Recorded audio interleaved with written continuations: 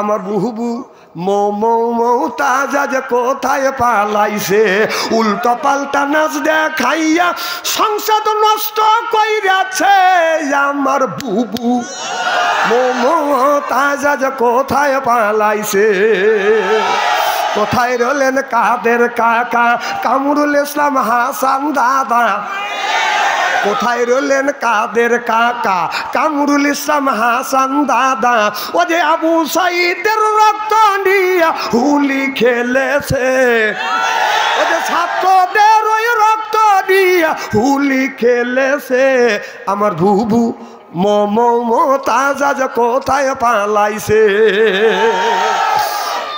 কোথায় সাবেক প্রধানমন্ত্রী তোমার কথা কি যে বলি ওই দলের মানুষকে ফেলে রেখে দিল্লি পালাইছে ওই যে দলের মানুষকে ফেলে রেখে দিল্লি পালাইছে আমার বুবু মমতাজ কোথায় পালাইছে উল্টো পাল্টা নাচ দেখাইয়া নেতাদের পাগল কইরাছে আমার বুবু মমতাজ কোথায় পালাইছে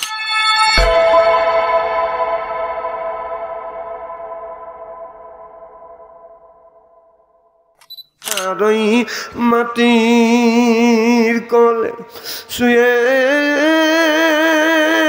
কামলে ওয়ালা জোরে জোরে বলুন মারহাবা আরো জোরে জোর হইল না জোরে বলুন মদিনার ওই মাটির কোলে শুয়ে কামলে ওয়ালা তো বুনুরে তামাম জাহান হরিল উজালা ও গো কামলিওয়ালা সপ্তম আসমান মেরাজ রাতে দিয়ে নবী পারি জোর কর মারহাবা সপ্তম আসমান মেরাজ রাতে দিয়ে নবী পারি গোপন কথা বলতে নবী রাতে গেলেন আল্লাহর বাড়ি দুলির দরা সারি লা ইলাহা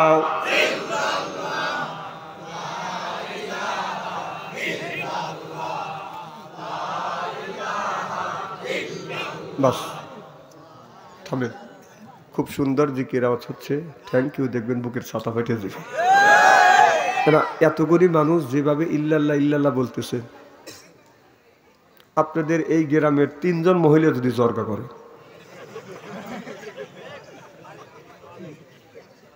আরে বাবা জিকির করলে উপকার দুইটা হয় নামাজ যেমন ফরজ জিকির করা ফরজ জিকির করুন লা ইলাহা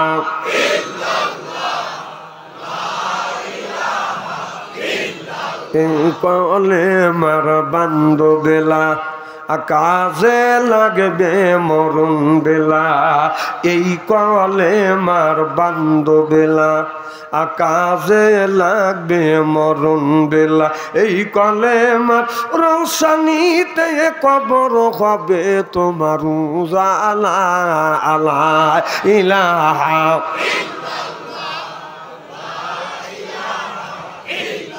আসিয়া করে প্রেম খেলা ফেরাউন দেয় তাদের কতই জ্বালা আল্লাহর আরশ থেকে হুকুম এলো খুইলা দেও স্বর্গের তালা লা ইলাহা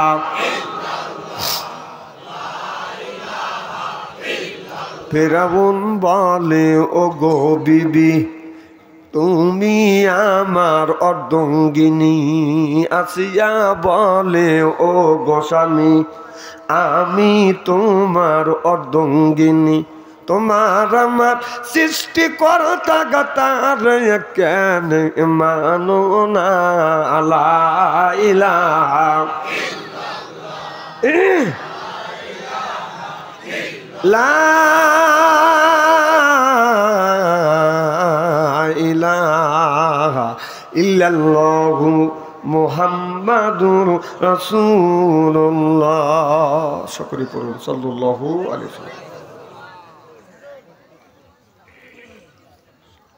বসাইয়া দক্ষিণ পাড়া ইসলামী যুব সংগঠনের উদ্যোগে আজকের এই তাফসীর মাহফিলের সম্মানিত সভাপতি সাহেব, আজকের এই জালসার দ্বিতীয় বক্তা, তৃতীয় বক্তা, চতুর্থ বক্তা সহ সর্বকালীন সর্বযুগের শ্রেষ্ঠ সন্তানেরা, হযরত ওলামায়ে কেরাম, যাদের দ্বারা ইসলাম প্রতিষ্ঠিত হয়েছে, এখনও আছে, ভবিষ্যতেও, আলেম সহ দিনদার পরহেজগার আল্লাহওয়ালা ভাইরা, পর্দার অন্তর আড়ালে মাহফিল শুনবার জন্য পর্দা করে বসে আছেন আমার পর্দা নিচে মাতার মুকুট মা ও বোনেরা, আমার ছোট্ট চেনহের ছোট ভাইরা, সমবয়সী চেনহের সমবয়সী বন্ধু, আমার মুরব্বী বাবাদেরা, সকলের উপরে রইল আমার আন্তরিক অভিনন্দন। সর্বপ্রথম সেই মহান আল্লাহ তাআলার লক্ষ কোটি শুকর এবং প্রশংসিত, যিনি আপনাকে আমাকে মনোনীত করে তাফসীরুল কোরআন মাহফিলের মধ্যে আসা এবং বসার সুযোগ করে দিয়েছেন। তাতে আপনারা খুশি না বেদা?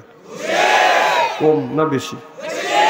যারা এখনো আসতে পারে নাই, শুয়ে পড়েছে, অথবা ফেসবুকের মধ্যে লিপ্ত আছে, অথবা কিছু লোক, একটা মেয়ে ঘুরতেছে, মেয়ের পিছনে 3টে যুবক ঘুরতেছে, ওরা খুশি না বেদার? জোরে বলেন, খুশি না বেদার?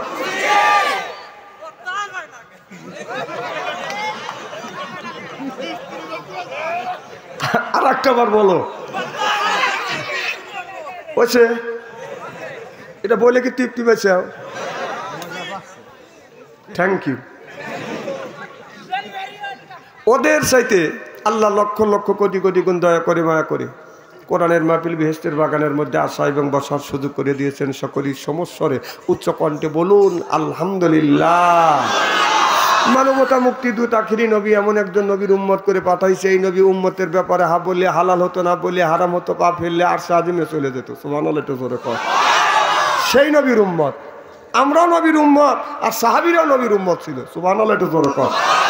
আল্লাহ নবী মাত্র 313 জন সাহাবী নিয়ে বদরের ময়দানে যখন 1000 কাফেরের সাথে মোকাবেলা করার জন্য যাবে, আপনার 17 রমজান। সুবহানাল্লাহ, একটু জোরে কর।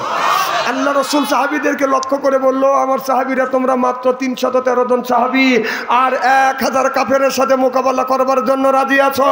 সাহাবীরা বললেন, ইয়া রাসূলুল্লাহ, ইয়া হাবিবাল্লাহ, আমরা 313 জন সাহাবী না, মনে করেন 313টা বাঘ বদরের ময়দানে ছাড়িয়ে দেন আর সমস্ত কাফের কুত্তার মতো পালিয়ে যাবে। জোরে কোন মারহাবা। সেই নবীর দল করার জন্য কারা কারা রাজি? 2 হাত দান করে তাকবীরুল হাসাতে দেখান তো দেখি।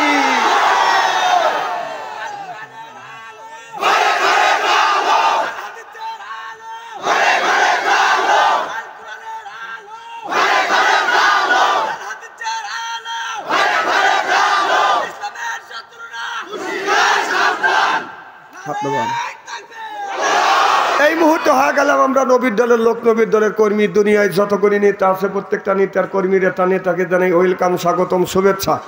আমরা বাংলার জমিন থেকে কুষ্টিয়া জেলা খোকসা থানা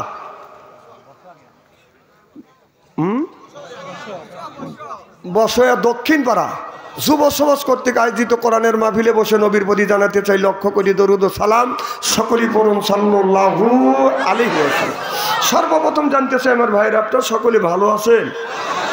আল্লাহ আপনাদের দোয়ায় আমাকে সুস্থভাবে সহিভাবে আপনাদের সামনে উপস্থিত করেছেন। তবে আপনাদের পবিত্র জবান থেকে এ গুনাহগার বাদশা আনসারীর জন্য খাস করে দোয়া করুন, অল্প সময় হলেও যেন কোরআন আর হাদিস থেকে বাস্তব ভিত্তিক 2-4টি কথা আমার মনিব, আমার রব, আমার সৃষ্টিকর্তা, আমার বিধানদাতা, আমার রিজিকদাতা আমার জবান থেকে যেন বের করে দেয়। সকলেই কোন আমিন। আর একবার বলুন, একটু জোরে বলুন। আমি আপনাদের কাছ থেকে দোয়া চেয়ে নিয়ে আপনাদের সার্বিক আর মঙ্গল কামনা করে আলোচনা শুরু করছি ইনশাআল্লাহ। এ বেহেশতের বাগানের মধ্যে সব মানুষ তো আসতে পারবে না, এ কোরআনের মাহফিলে আসারও একটা নসিবের দরকার। আচ্ছা, জান্নাতে কি সব মানুষ যাইতে পারবে? জান্নাতে যাবে কারা? জান্নাতি মেহমান যারা। সুবহানাল্লাহ, এটা জোরে কর। এই গ্রামের মধ্যে আরো লোক আছে, দূর দূরান্ত থেকে অনেক মানুষ আসছে। বাড়ির বাসায় এমনও লোক আছে, আজকে হয়তো আত্মীয় আছে, বিয়ে নিয়েছে, খালি বিয়েনের পিছনে ঘুর ঘুর করতেছে। ও লাফা উঠছে, কে রে হুজুর দেখলো কিভাবে? ও বিয়েনের পিছনে ঘুরতেছে, এটা আবার দেখা লাগবে নাকি? দেখলি দিশা পাওয়া যায় না? না, বুড়ো হলি ঠিক আছে, তাহলে বুড়ো এ ঘটনা ঘটাইছে। তাছাড়া বুড়ো তাড়াতাড়ি এত তাড়াতাড়ি উত্তর আনসার দেয়, তার মানে আল্লাহ সকলকে জানি হেদায়েত করে। জোরে কোন আমিন। ভাইজান, কিয়ামতের কঠিন ময়দানে আল্লাহ সর্বপ্রথম বান্দাকে একটা কথা জিজ্ঞেস করবে, বলবে, বান্দা নামাজ পড়ছো? নামাজি ব্যক্তি বলবে আল্লাহ নামাজ পড়ছি, সুবহানাল্লাহ, এটা জোরে কর। আল্লাহ যখন নামাজি ব্যক্তিকে ধরবে, 2 নম্বরে ধরবে বেনামাজি ব্যক্তি, বেনামাজির গোষ্ঠী। বেনামাজি ব্যক্তিকে বলবে বান্দা নামাজ পড়ছো, বেনামাজি ব্যক্তি কথা বলবে না। বাংলাদেশের মধ্যে প্রত্যেকটা জেলায় গিয়ে আল্লাহ আমাকে স্টোর দিয়ে দেখছি, আমি আল্লাহ আমাকে ঘুরাইছে, আমি দেখছি বাংলাদেশের মধ্যে অবধ মানুষ কারা, যারা আজান শুনলে মসজিদে যা ঠান্ডা পানি দিয়ে ওযু দিয়ে নামাজ পড়ে, সুবহানাল্লাহ, এটা জোরে কর। আর সবচাইতে চালাক কারা, যারা নামাজ পড়ে না। চালাকের অত বেনামাজির অত ঠেকা পড়ে নাই যে পৌষ মাসের শীতের দিনে ওযু দিয়ে নামাজ পড়া লাগবে, অত ঠেকা টাকার পড়ে নাই। কে ঠেকা আছে না আছে? ইমানদার ব্যক্তির আছে, নামাজির ঠেকা আছে, ওদের অত ঠেকা পড়ে নাই। ওরা 7 দিন পরে একদিন যায় মসজিদে, সেটা হলো জুমার দিন। টুপি মাথায় দিয়ে জুব্বা গায়ে দিয়ে মসজিদের আগের কাতারে দাঁড়ায়, 5 ওয়াক্ত যে নামাজ পড়ে সে আগের কাতারে সিরিয়াল পায় না, ও আগের কাতারে দাঁড়াইয়া জোরে করে গলা খ্যাক করে দেখায়, আমি বলে আইসি। এরকম মুসল্লি আছে না? আছে। আমাদের ইমাম সাহেব মসজিদে জুমার কিছু সময় বয়ান দেয় 15-20 মিনিট, তখন ওই সময়ের মধ্যে এরকম করে ঘুম পারে। এর মানে কি বুঝায়? তোর বয়ান তো তোর বয়ান কথা কম আছে না নাই? অন্য জায়গায় তোমার ঘুম ধরে না, মোবাইলে তো খুব এইরকম করে চা থাকো, তখন ঘুম ধরে না। আর মসজিদে গেলে তোমার ঘুম আছে। বাটপারি বাদ দাও, বাটপারি বাদ দাও। আবার কিছু লোক নামাজ পড়ে ঈদুল আজহার, ঈদুল ফিতর, আছে না নাই? আবার কিছুদিন আগে চলে গেল আপনার শবে বরাত। আহা, নামাজকে শবে বরাত আর ঈদুল আজহার, ঈদুল ফিতরের জন্যই নামাজকে আসছে। নামাজ কত কষ্ট করে রসুল নিয়ে আসছে। আল্লাহ রসুলকে আল্লাহ নিয়ে গেলেন তার বাড়িতে, সুবহানাল্লাহ, এটা জোরে কর। আমার ভাইরা আমার, আল্লাহর নবীকে যখন আল্লাহ নিয়ে গেলেন আল্লাহর বাড়িতে, 1 নম্বরে, 2 নম্বরে, 3 নম্বর, 4 নম্বর, 5 নম্বর আসমানে যখন গেলেন হযরতে আমার নবী বাদান, আপনার হযরতে একজন ফেরেশতা আছে, তার নাম হলো বাদান মিকাইল আলাইহিস সালাম। এই মিকাইল যখন আল্লাহ বলেছিল আমার এই মাতৃ আদমকে আমি তৈরি করলাম, সৃষ্টি করেছি, আমার মাতৃ আদমকে তোমরা সিজদা করো, কেউ সিজদা আগে করে নাই, সর্বপ্রথম সিজদা দিয়েছে হযরত মিকাইল আলাইহিস সালাম। জোরে জোরে কান সুবহানাল্লাহ, সরি জিবরাইল আলাইহিস, মিকাইল আলাইহিস সালাম, সুবহানাল্লাহ, জোরে কান। সিংহা মুখে নিয়ে কে দাঁড়া আছে? ইসরাফিল, যখন কে? ইসরাফিল আলাইহিস সালাম যখন আগে সালাম দিলেন আল্লাহ, তখন বললেন ইসরাফিল রে, আমি যখন সিজদা দিতে বললাম দুনিয়ার সব ফেরেশতা কেউ আগে সিজদা দেয় নাই, তুমি আগে আদমকে সিজদা দিলে। এই জন্য আল্লাহ জিবরাইল আলাইহিস সালামের মুখে বাদান আপনার একটা সিংহে দিয়ে রাখছে, বাদান কিয়ামত ঘটানোর জন্য সিংহেটা মুখে নিয়ে রাখবে। যায় দেখেন জিবরাইল আলাইহিস সালাম সিংহেটা বাদান মুখে দিয়ে বাদান দাঁড়া আছে। আল্লাহর নবী যাইয়া কোনো অহংকার করলেন না, যেই নবীর খাতিরে আল্লাহ তামাম পৃথিবী বানাইছে, সুবহানাল্লাহ। আমার ভাইরা আমার, নবীর খাতিরে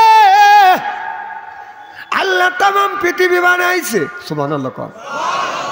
মোহাম্মদ হায় নবী পয়দা না কর দে, আসমান ও জমিনও পয়দা না কর দে, সুবহানাল্লাহ বললেন না? নবীর খাতিরেই তো আল্লাহ তামাম পৃথিবী সব কিছু বানাইছে। আমার নবী ইসরাফিল আলাইহিস সালামের কাছে যা বলে, আসসালামু আলাইকুম, ও ইসরাফিল তুমি আমার সালাম নাও। ইসরাফিল আলাইহিস সালাম নড়েও না, সালামের জবাব দেয় না, এইরকম করে দাঁড়া আছে মূর্তির মতো, কথা কয় না। আমাদের দেশে বাদান মূর্তি তোলে না, এই মূর্তি তোলে বাদান কি দিয়ে? এর ভিতরে সোন অথবা আপনার খের অথবা পোয়াল, কিছু বাঁশ দিয়ে, মাটি দিয়ে, এরপরে রং দিয়ে, চুন দিয়ে, এরকম করা থই। এই ভগবানের কাছে যা বাদান খাবার দেয়, এরপরে দই দেয়, খই দেয়, যা ওই জায়গা বাদান আপনার মন্ত্র পরে মঙ্গল কালী, বদ্ধ কালী, সুদত্ত কালী, অং অং শান্তি, গং গং শান্তি, রাম রামায় অং শান্তি, অং শান্তি, অং ফর ফরায়, অং লাইলং মোহাম্মদ,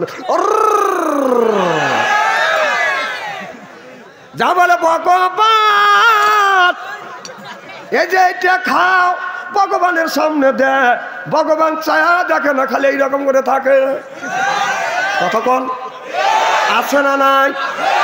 এই ভগবানের যখন দই দেয় খই দেয়, ভগবান যখন দই আর খই খায় না, আপনার কোত্থেকে যেন বাজান বিজাতি মাছি আছে, মাথা মোটা কালো মাছি ভন করে চলে আসে ভগবানের নাকের মুখ কাজ দেওয়া ভন, তুই তো খালি না খালি চা চা দেখতেছিস, অমনি যায় আপনার দইয়ের মধ্যে বাজান আপনার মাথা দুকো দিয়ে পাশা লাভ পড়াই আর কয় দেখ। এই যে এখানে যে হাসতেছেন, এই হাসির মধ্যে সোয়াব আছে, সুবহানাল্লাহ একটু জোরে কর। কিছু হাসির মধ্যে গুণ আছে আর কিছু হাসির মধ্যে সোয়াব আছে। আমার ভাইয়ের আমার, ভগবান কিছুই কয় না, ভগবানের ধৈর্য কি চিন্তা করতে খা, ও মনের মতো করে খায়া ভগবানের পাশ দিয়ে আপনার ওই মাছি উড়ে দেখা বন, তোর দই খেলেন কিছুই করতে পারলি না। আমাদের দেশের মানুষ যদি কাঠ কুট সাজায় রং চং করে যদি এইরকম করে থোয়া যায়, ওরা ওই জায়গায় সেজদা করে, আছে না নাই?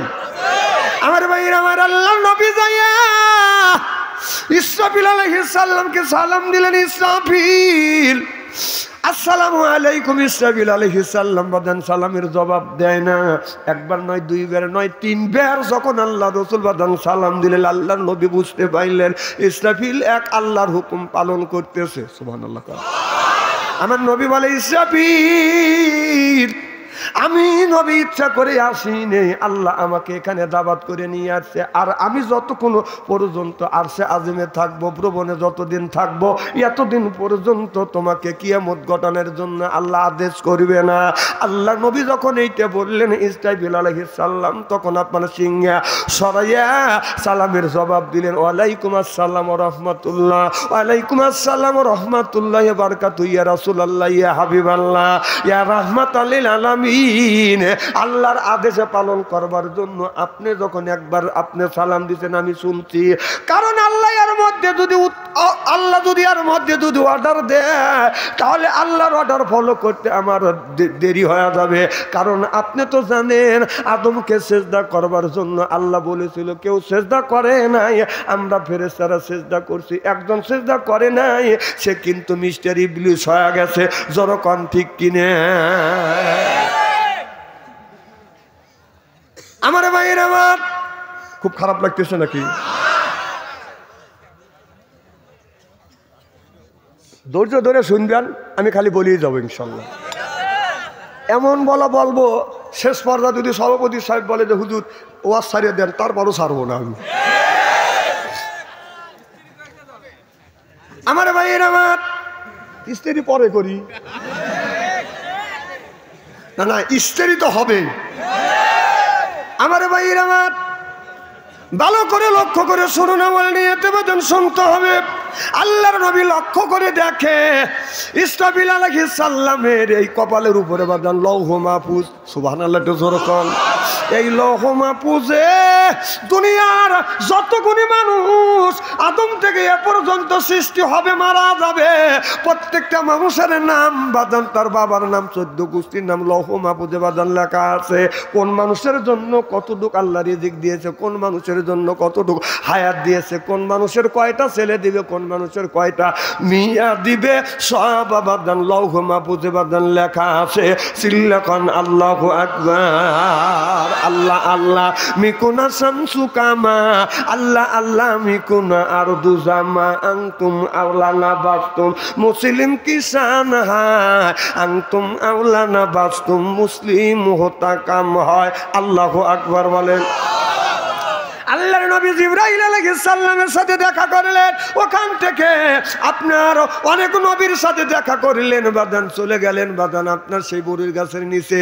ওখানে যাইয়া যখন আপনার আল্লাহর নবীকে বাদান নামিয়ে দিলেন, আল্লাহর নবী বললেন, রে বুরাক, আমার এই জিবরাইল আলাইহিস সালাম বুরাক সহ আমাকে এখানে নামিয়ে দিলে, আর আমি এত দূর কেমন করে যাব? জিবরাইল আলাইহিস সালাম বলে, নবী গো, আপনার চিন্তা করা লাগবে না, আপনাকে বহন করার জন্য একটা অপরাধ চলে আসবে। সুবহানাল্লাহ বললেন না? দেখা গেল একটা বসার একটা আসন, একটা সিংহাসনের মতন বাদান জিনিস আসলেন, এইটা নিয়ে টান দিয়ে চলে গেলেন আল্লাহর আরশে আজিমে, আল্লাহর বাড়িতে। জোরে কোন সুবহানাল্লাহ। আল্লাহ নবী যখন আরশে আজিমে গেলেন, আল্লাহর বাড়িতে গেলেন, আরশে আজিমে যখন বাজান আপনার পা রাখলেন, তখন রসুলের পায়ে বাজান জুতো ছিলেন। এবার আমার নবী চিন্তা করলেন, মুসা আলাইহিস সালাম তুর পর্বতে যখন গেলেন, যখন ওই তুর পর্বতে পাথরের উপরে যখন পা রাখলেন, আল্লাহ বলে মুসা রে তোমার জুতোটা খোলো।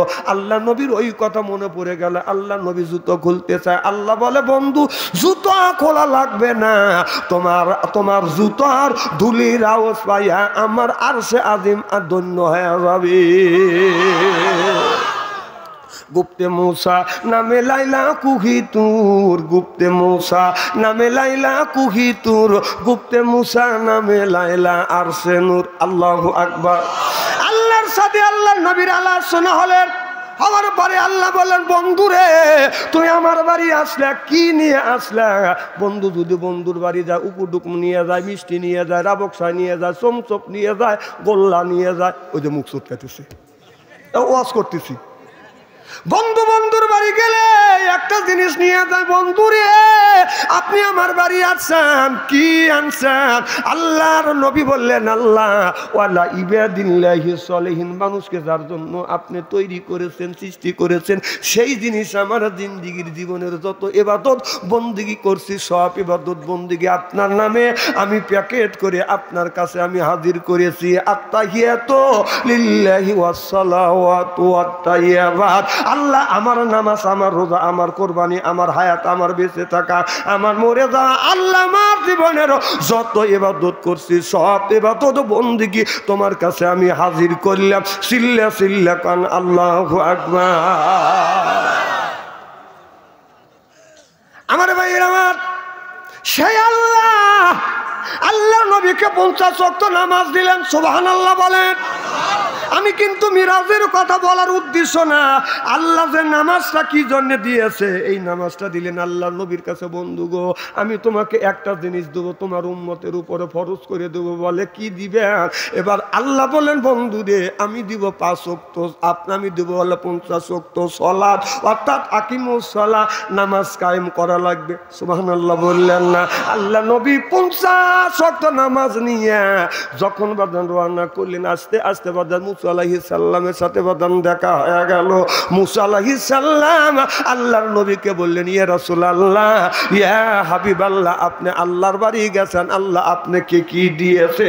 এবার আল্লাহর নবী বললেন মুসা রে, ও মুসা আলাইহিস সালাম আল্লাহ আমাকে 50 ওয়াক্ত নামাজ দিয়েছে। মুসা আলাইহিস সালাম বলে আর ও আল্লাহর নবী আমার উম্মতের উপরে আল্লাহ 1 ওয়াক্ত নামাজ মাত্র ফরজ করে দিয়েছে। আপনারা কি ইকো দিছেন?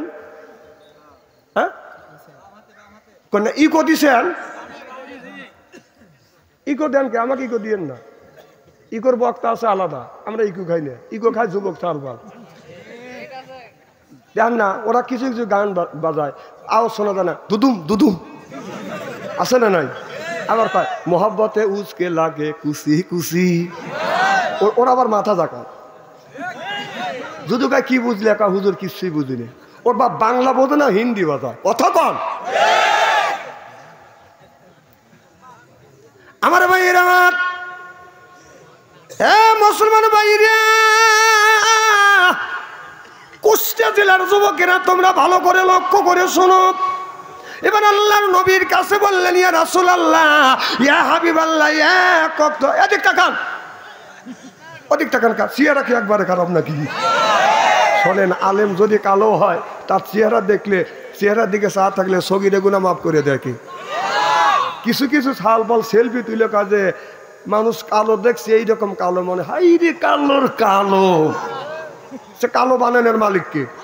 আচ্ছা আল্লাহ আমার চেহারা কালো বানা দিছে, তার এত উপহাস করবার কি আছে? আল্লাহ যদি আমাকে এদিক তাকান, মোকা বোম পড়বে এদের মাথায় ভয় ভেজেছে, এদিক তাকান, দেখো না কোনোদিন দেখো ওই যে ডন উঠতেছে, ওটা দেখো, হ্যাঁ দেখো, আমি ওয়াজ করা বাদ দিলাম। এই ডন দেখতে হবে না, আমার চেহারার দিকে তাকা লাগবে, একটা কাম করা লাগবে।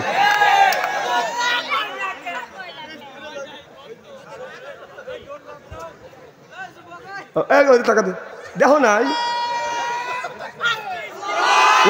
তাকবির দেওয়া লাগবে না, তাকবির আমি দেওয়া হবো না, দেহ নে মারহাবা একটু জোরে কর।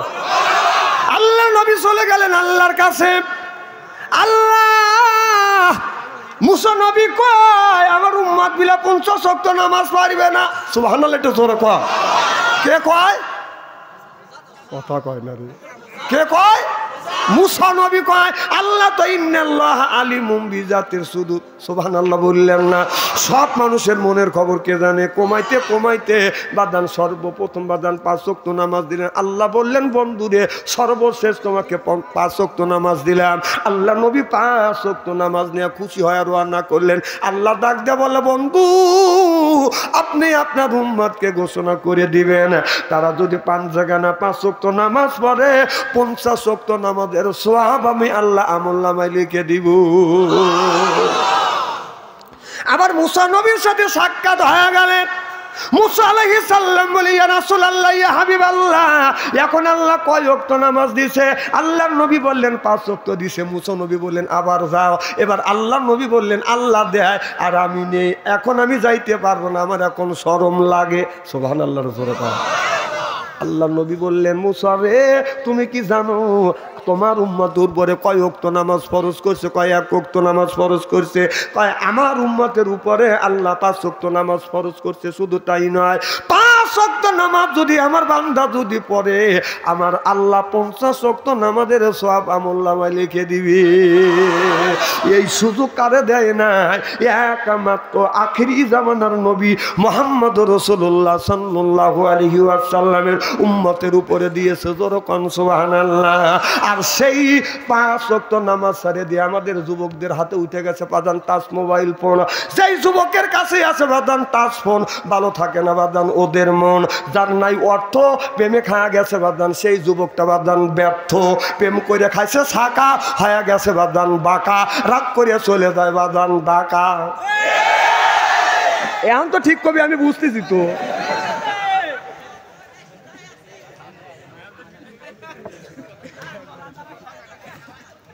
আমার ভাইয়ের আমার মুসলমান ভাইরা আল্লাহর হাবিবের উম্মতেরা ভালো করে লক্ষ্য করে শুনুন। আমরা যারা আসছি কোরআনের মাহফিলে আল্লাহর বান্দা, আল্লাহর জন্যই কান্দা, এই জন্য কোরআনের সাথে থাকবো আমরা বান্দা, এই জন্য হয়ে গেছে আল্লাহর খাঁটি বান্দা। সুবহানাল্লাহ। আর কোরআনের মাহফিলে আমরা যারা আসছি আল্লাহর বান্দি আর করব না কোনোদিন স্বামীর সাথে ফোন দিয়ে কোরআন হাদিসের কথা শুনে বাড়ি চলে যাব হইয়া আল্লাহর খাঁটি বান্দি।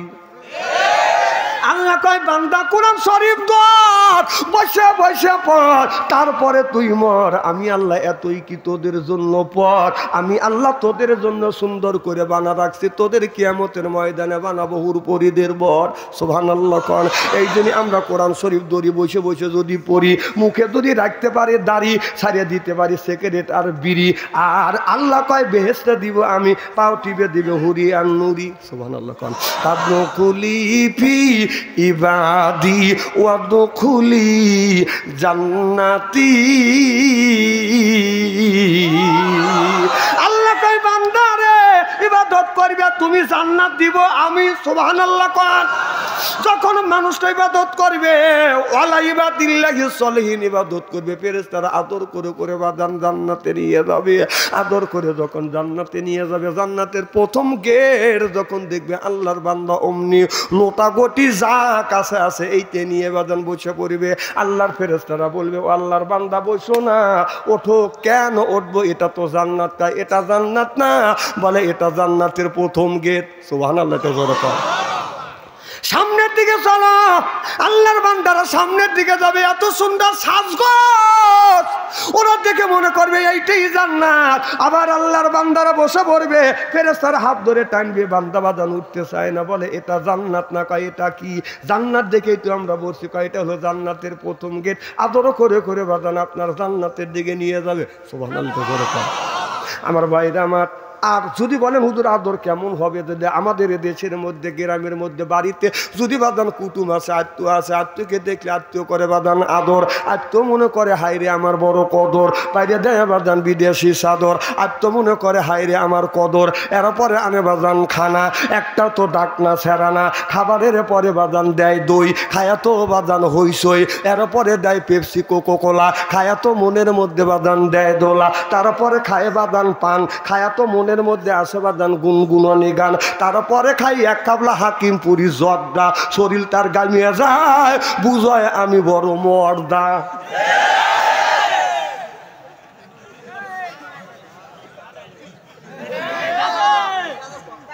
চল আবার কও ওইছে আর একবার কও নিচের বেলে মুখ দিলে কে এগুলি শুনে ওরা বইলে আর যদি সন্তুষ্ট হয় আমি বলি মার হবা। আমার খুব খারাপ লাগতেছে নাকি আমার ভাইয়ের? আমার এ মুসলমান ভাইরে,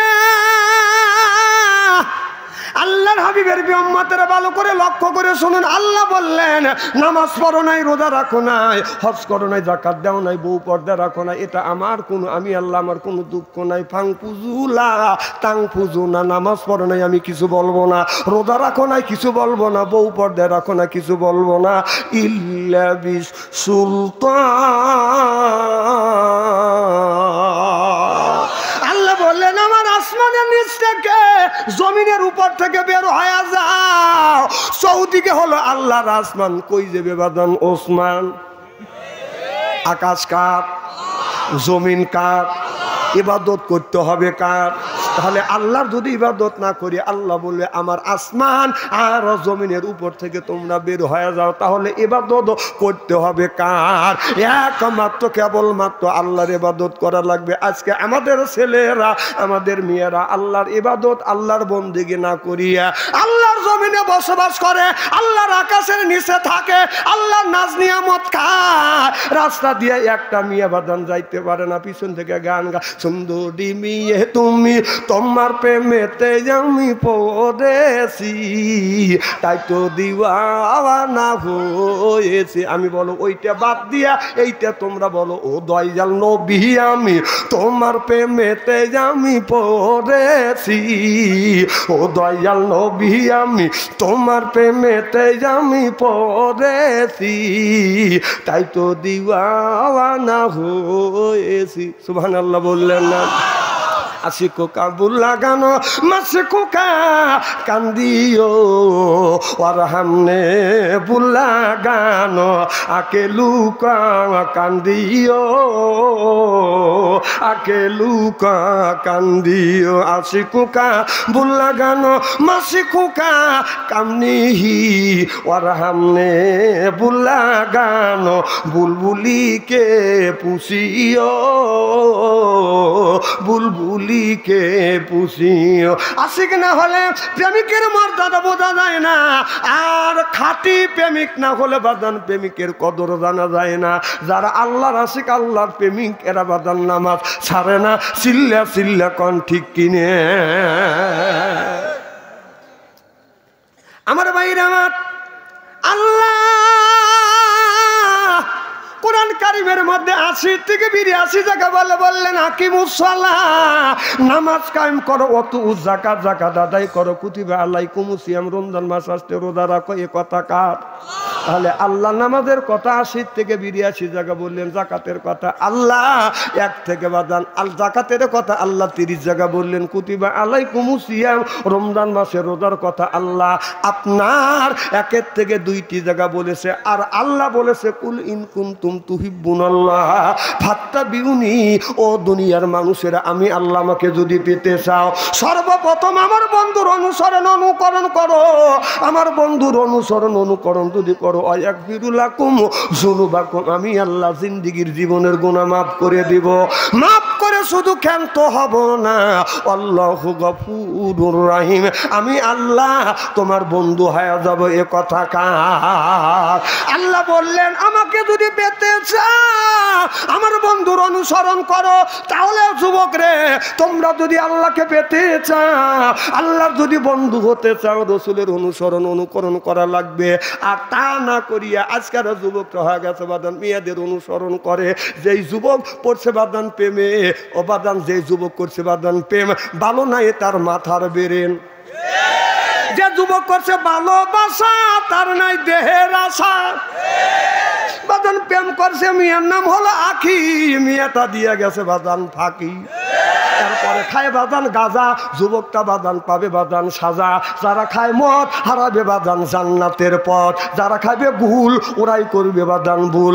যারা খাবে সিগারেট ওদের নাই মুখের বেরেট। আর যারা খায় বাদান বিড়ি ওদের মানে ধরবে কিরি। বিড়ি যারা খায় তাদের হাত দিয়ে গন্ধ, মুখ দিয়ে গন্ধ, দাড়ি দিয়ে গন্ধ, জামা দিয়ে গন্ধ, টুপি দিয়ে গন্ধ, জামা দিয়ে গন্ধ, লেপ দিয়ে গন্ধ, বালিশ দিয়ে গন্ধ। আমার হয় সন্দ ওর বউ থাকে কান্দে রে আল্লাহ রে, জোরকান ঠিক কিনে।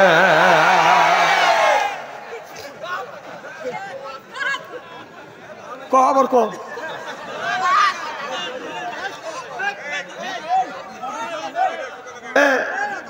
এ বাবু, এই তো কেমন ভালো করলো আন ক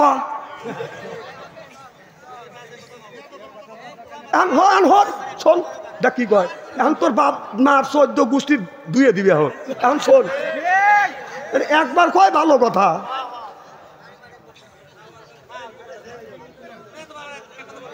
দাঁড়ান, এদিক তাকান। এখন কও, এখন খারাপ তাও চোখ বড় বড় করতেছিস। এই বাপ, তোর কি একটু করে শরম করতেছে না?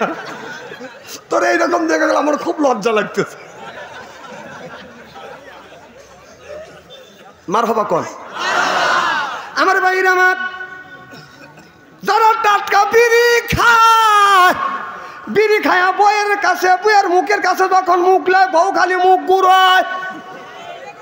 মা বোনেরা শুনে বলতেছে এত সুন্দর শোনানো বলবি কোনে আসিল। না না মা, তোমাদের পক্ষে আমি ওয়াজ করবো, আমি তোমাদের বিপক্ষে ওয়াজ করবো। কেন? কারণ এই দুনিয়ায় অলি আল্লাহরা, নবী রাসুলরা, যতগুনি নবী রাসুল আপনার অলি আল্লাহরা এই দুনিয়ায় আসছে, সব আলেম ওলামা সব মারপেট থেকে আইছে। সুবহানাল্লাহ, এটা জোরে কর। বিড়ি খায়া বোর মুখের কাছে মুখ লাই, বউ মুখ ঘুরায়। স্বামী তো বোর মুখের কাছে মুখ লিবি, কারণ বউ খালি মুখ ঘুরে। স্বামী কয় আমি তোমার মুখের কাছে মুখ লেই, তুমি মুখ ঘুরো। বউ কয় লজ্জাও করে শরমও করে। এই মাত্র তুমি টাটকা বিড়ি খায়া আমার মুখের সাথে মুখ লাগাচ্ছ, তোর পাশার চাইতে মুখের কোন দেবে কি না ব্রাশ করতে পারো না? বউ কষ্ট দাও। যারা বিড়ি খায় তারা চিন্তা করতেছে বাদশা আনসারি মনে হয় বিড়ির বিপক্ষে ফতুয়া দিবে। না রে বাপ, আমি কেন বিড়ির বিপক্ষে ফতুয়া দেবো? কেউ যদি বিড়ি খাওয়ার বিপক্ষে ফতুয়া দেয়, আমি বলবো বিড়ি খাওয়া তো জায়েজ, তো জায়েজই 200 কোটি বার জায়েজ। হ্যাঁ আমি বলবো, কারণ খাওয়ার একটা লিমিটেড আছে, আদব আছে খাওয়ার। ভাত খাওয়ার আদব হলো বসে থেকে, জমজমার পানি খাওয়ার আদব হলো দাঁড়া থেকে, আমাদের দেশের পানি খাওয়ার আদব হলো দাঁড়া থেকে, আর বিড়ি খাওয়ার আদব হলো টয়লেটের ভিতরে। আদব আছে না হুজুর? আদব ছাড়া কোনো জিনিস খাওয়া যাবে না। আর যদি বলেন হুজুর টয়লেটে বিড়ি খাচ্ছে, আপনি কিভাবে দেখছেন? হ্যাঁ আমি নিজে দেখছি এই 2 নয়ন দিয়ে। যদি কিভাবে রমজান মাস জহরে আজান দিছে, কোনো ইস্তেঞ্জা করিয়া নামাজটা পড়ি। আমি যা দেখে আমার আগে কে জানি ঢুকছি, ঢুকছে দেখে দুমো গোল হবে। তাহলে বোঝা গেল মাল ওখানেই টানতেছে। আবার চিন্তা করলাম না আগুন ধরা মরল নাকি, মানে দুমো খুব জোরে বাড়াইতেছে। আমি চিন্তা করলাম পুড়িয়ে মরল নাকি। আমি নক করলাম, তখন ভিতর থেকে সিঙ্গেল দিচ্ছে। তাহলে বোঝা গেল মাল ওখানেই উৎপত্তি হচ্ছে। আবার ইদানিং দেখতেছি যারা পান খায়, আমি চ্যালেঞ্জ করতে বলতে পারি যে যারা পান খায় 70% লোক টয়লেট করে আর পান খায়। আর যদি বিশ্বাস না হয় ও তো মানা দিবে না, ওর ভোর কাছে যাবে এখন। চলে ভাই, চলেন ভাই, যাইবে না পান খান আপনি, ভাইও পান খায়, ধরা পড়ে গেছে। না রাগ করেন না ভাই, কথা ঠিক আছে, কথা সত্যি। আমি যদি একটা মিথ্যা কথা বলে থাকি, সব কোরআন হাদিস দিয়ে পয়েন্টে পয়েন্টে বলে একবার ইস্ত্রি করে থুয়ে যাবো আমি। হ্যাঁ অসত্য কথা আমি একটা যাচাই বাছাই না করে আমি কোনো কথা বলি না। আমি ওর কাছে হ্যাপি স্কিল ভাড়া থুয়েছে, যে ধরা পড়ে গেছে। না না, যদি ওই জায়গা যদি মাল না খায় তাহলে পিসকিলি আসলো কোত্থেকে?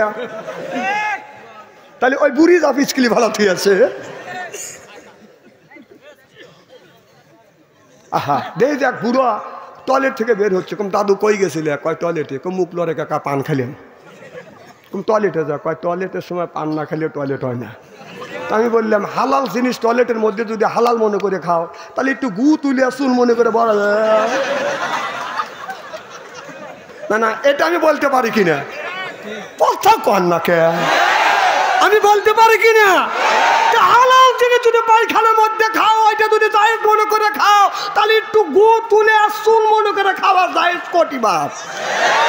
আমি তো ঠিক কবি, এখন তো বাচ্চা ছেড়ে আইছে, খেলার নাম বাপজান।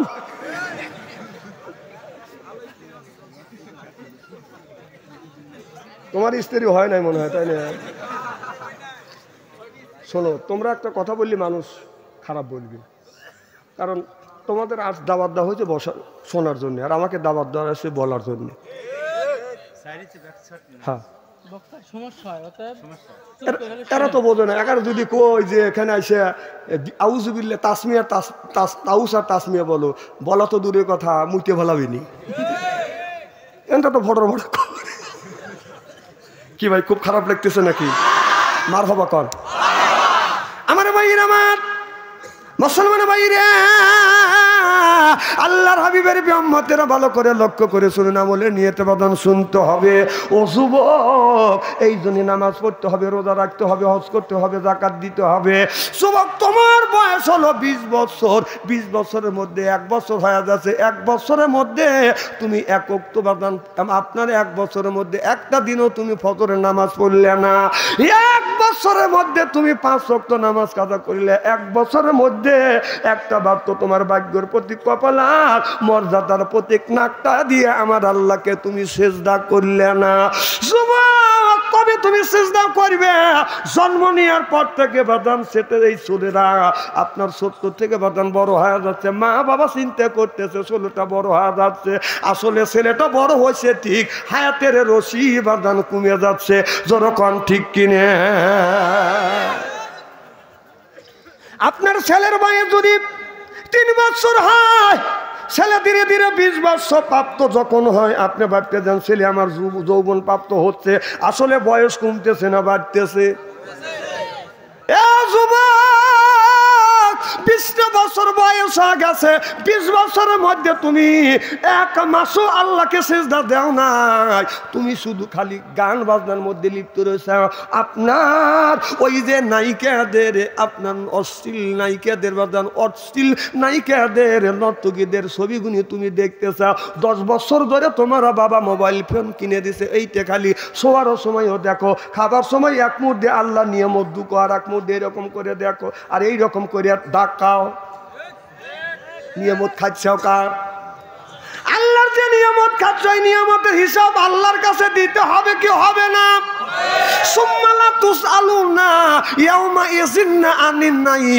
আল্লাহ বললেন তুমি যে আমার নাজ নিয়ামত গুনে খাচ্ছ, এই নাজ নিয়ামতের হিসাব তোমার আমি আল্লাহ আমার কাছে দিতে হবে। তাহলে এক হাত দিয়া আল্লাহ নিয়ামত খাচ্ছ, আর এক হাত দিয়া যে তুমি অশ্লীল নায়িকাদের ছবি গুণিবাদন দেখতেছ, তুমি 20 বছর ধরে নায়িকাদের ছবি দেখছে, একটা বারের জন্য কি তোমার মনের মধ্যে ঘৃণা আসে না যে এই মহিলার ছবি গুনে আমি প্রত্যেক দিন দেখি, এই মহিলা তো কোনো দিন তো তোমার কাছে আসে না?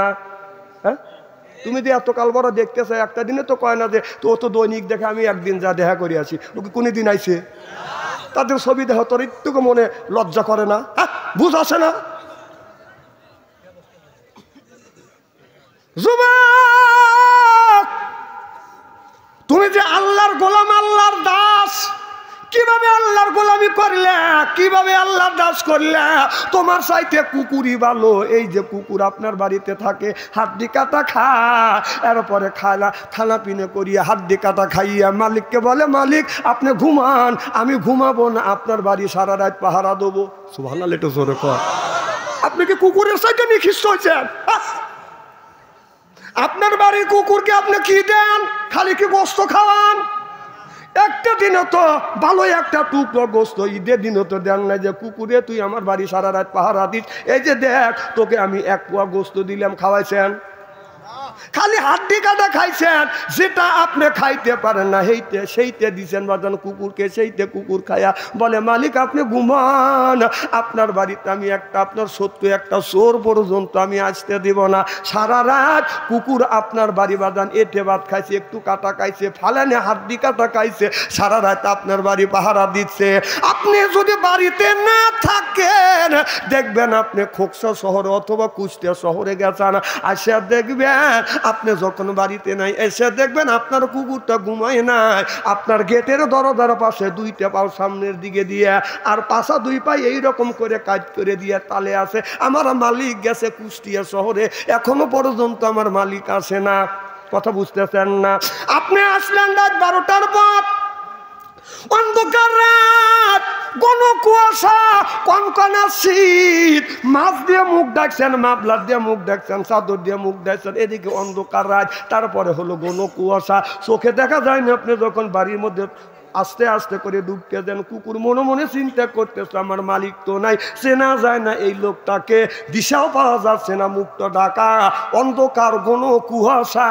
তখন এই কুকুরটা ধমক দেয়, কে তুমি? তখন মালিক কয়, কুকুর তখন কয়, দেখ কে তুমি? মালিক কয়, আমি তোর মালিক। কুকুর কয়, ইন্না লিল্লাহ। আমার কথা কি বুঝতেছেন?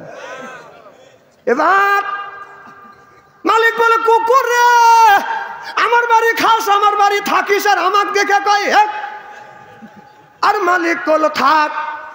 কুকুর চিন্তা করলে এনা মালিকের সাথে আমি দুর্ব্যবহার করছি, মালিকের খাই, মালিকের পরই মালিক বাড়িতে জায়গা দিছি, আর মালিককে আমি ধমক দিছি।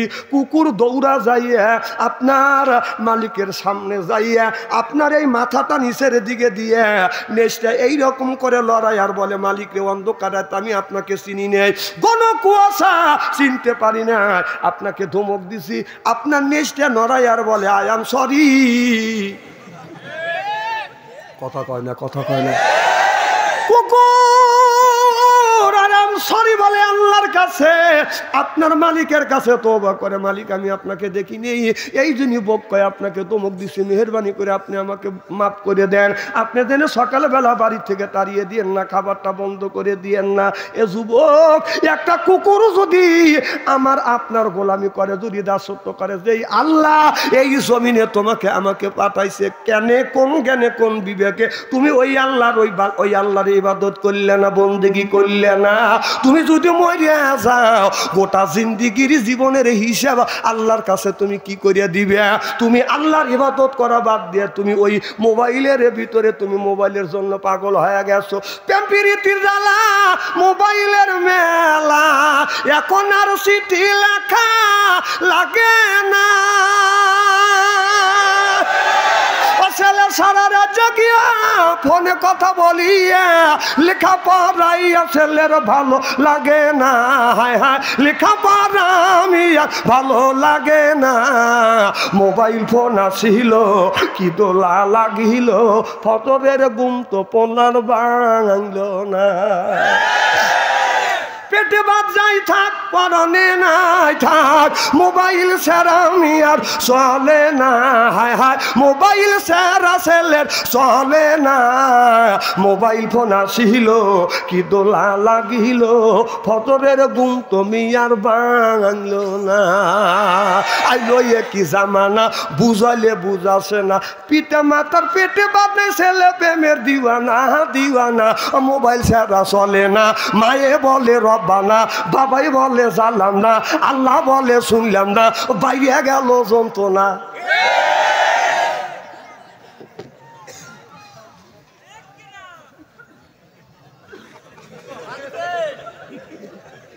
খুব খারাপ লাগতেছে নাকি?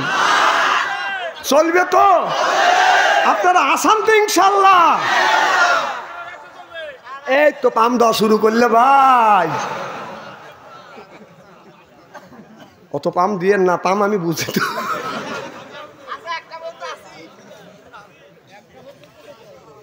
আমার ভাইয়ের, আমার মুসলমান ভাইয়েরা, আল্লাহর হাবিবের বিয়াম্মতেরা, ভালো করে লক্ষ্য করে শুনেন, একটা ইতিহাসের কথা মনে পড়ে গেল, বলবো কি? হযরত ওমর আমিরুল মুমিনিন খলিফাতুল মুসলিমিন রাস্তা দিয়ে বাদান হেঁটে যাচ্ছে, যিনি অর্ধ পৃথিবীর প্রেসিডেন্ট। একা একা মাঠের মধ্যে দিয়ে বাদান হেঁটে যাচ্ছে, বাদান তারা পেছনে বাদান কোনো মানুষ নাই। আর আমাদের দেশের যদি চেয়ারম্যান যদি রাস্তা দিয়ে হেঁটে যায়, চামচা যায় বাদান 10 জন, এই জন্য চামচিকারে কে বানাইছে মাতব্বর, এই চামচিকাকে মাতব্বর আল্লাহ দিছে। হযরতে ঈসা রুহুল্লাহ একটা মাটি দিয়ে একটা বাদান পাখি বানাইয়া বলে কুম্বি ইজনি ইল্লাহ, পাখিটা আল্লাহর হুকুমে তুমি একটা জিন্দা হয়া উড়িয়া যাও। ওই চামচিকা হয়া যখন উড়িয়া গেল, উড়িয়া যায় আকাশে বাদান ভ্রমণ করতেছে। আর মানুষ বলে চামচিকাকে কে বানাইছে মাতব্বর, এই চামচিকাকে মাতব্বরই কে দিয়েছে? আরো জোরে আমাদের এলাকার যদি একজন চেয়ারম্যান রাস্তা দিয়ে হাঁটতে যায়, তারা চামচিয়া থাকে বাদান 20 জন। কথা কন্যাকে অর্ধ পৃথিবীর প্রেসিডেন্ট ওমর রাস্তা দিয়ে বাদান হেঁটে যাচ্ছে, একা একা যাচ্ছে বাদান, কোনো মানুষ নাই। সকাল থেকে আসর নামাজ হয়ে গেছে, হযরত তোমার রাস্তা দিয়ে যাইতে বাদান লক্ষ্য করে দেখে, আর মাইল 3 গেলে বাদান গ্রাম দেখা যাচ্ছে। কিন্তু তার আগে বাদান একটা বকরির পাল দেওয়া গেছে বাদান, 200টা 300টা বাদান বকরির পাল দেখে মনে করছে বকরির গলায় রশিও নাই, গোসরও তো দেয় না, এই বকরিটা ছেড়ে দেওয়া আছে। কিন্তু পাশে হলো গমের ক্ষেত, এই মালিক তো নাই, রাখাল তো নাই, গমের ক্ষেত খাইলে মানুষের এই ক্ষেতটা নষ্ট হয়ে যাবে। হযরত তোমার মনে মনে চিন্তা করতেছে, আমার মনে হয় সামনে 2-3 মাইল দূরে একটা গ্রাম দেখা যায়, এই গ্রামের মানুষের বকরি হবে। অর্ধ পৃথিবীর প্রেসিডেন্ট যে মদিনার প্রেসিডেন্ট ওমর চিন্তা করতেছে এই বকরিটা তাড়াইতে তাড়াইতে বাড়ির দিকে বাজার নিয়ে যাব। বকরি তাড়াইতে যখন বাড়ির দিকে নিয়ে যায়, কিন্তু সামনে একটা দাগ আছে, আতাল আছে, এই আতালার দাগ বকরি অতিক্রম করে না। গুইরা বকরি যেই জায়গায় ছিল সেই জায়গায় এসে হাজির হয়। সুবহানাল্লাহ। আমার মনে মনে চিন্তা করে এই জায়গা রাখাল নাই, এদিকে গমের ক্ষেত যদি খায় আমার এলাকার জনগণের ক্ষতি হবে, জনগণের যদি ক্ষতি হয় আমি ওমর আমার ক্ষতি হবে। এই জন্যই ওমরও বকরিতে তারা নিয়ে যাবে চাচ্ছে বাদান গ্রামের দিকে। আর আমাদের দেশের নেতা আছে, জনগণের তা যত পারে লুইটে পুইটে খায়া মামুর বাড়ির বাহ, এটা বোঝার কাম শেষ। আহা, এক একটা নেতা ধরা পড়ছে 200 কোটি 300 কোটি 1000 কোটি টাকা খাইছে, খাই আবার শালার দাড়ি কেটে পলাইছে। আচ্ছা পলালি ওই রকম দাড়ি কাটলি কে? আরে দাড়ি দেখলে কি সুন্দর দেখা গেছে, মনে কর অজগবি আল্লাহ ইসাল্লাম। কত কম ওদের মধ্যে কিছু নেতা আছে, দাড়ি দেখলে মনে হয় আজগবে আলাইহিস সালাম, ওদের চেহারা সুরত দেখলে মনে হয় চোখ তো আসমান থেকে গোসল করে আসছে। ওদের আচার, ওদের বাদান আপনার সুরত দেখলে মনে হয় জিবরাইলের বাইরা, কিন্তু ওদের কাজকর্ম দেখলে ইবলিস লজ্জা পায়। কারণ দরবেশ বাবা সে কামটা করছে যে দাড়ি আমরা কেটে অত সুন্দর দাড়ি দেখতে পারো না। কথা কন সেই মানুষের তো খায়া পলাইছে দাড়ি কেটে পলাইছে। আবার যাদের দাড়ি আছিল তারা কাইটিয়া মাহুন্দা সাজছে, আর যাদের দাড়ি ছিল না ওরা দাড়ি সাজা দাড়ি রেখে আমি দরবেশ সাজছি। বিশ্বাস না করেন দেখেন আপনাদের এলাকার মধ্যে যতগুলি নেতা আছে পলাইছে, দাড়ি কাটা নেতা ফাঁকা যা দেখবেন যে দাড়ি রেখে দরবেশ সাজছে। হ্যাঁ ধোকা দিচ্ছে এখনো ধোকা দিচ্ছে। কথা কও ধোকা তো কম করে দিও। ধোকা দিয়ে আসা বাংলাদেশের জামাত আর বিএনপির উপরে যে নির্যাতন হয়েছে, বেশিরভাগ বাংলাদেশের আলেম ওলামার উপরে যত নির্যাতন করা হচ্ছে, আপনারা কি বলতে পারবেন একটা আলেম ওলামা আপনার দাড়ি কেটে বলেছে? তোমরাই বলো, ওরাই কইছে কেন হবে কতক্ষণ বলছে কিনা? পাবলিক কয়দিন শুনবে? এদিক তাকান, ফাটুর ফুটুর করলে মনে করবো যে ওই দলের লোক এখনো আছে। খুব জ্বালাইছেন, অত্যাচার করছেন আমাদের উপর, একটু বলবে একটু শুনবেন না, ফাটুর ফুটুর করতেছেন।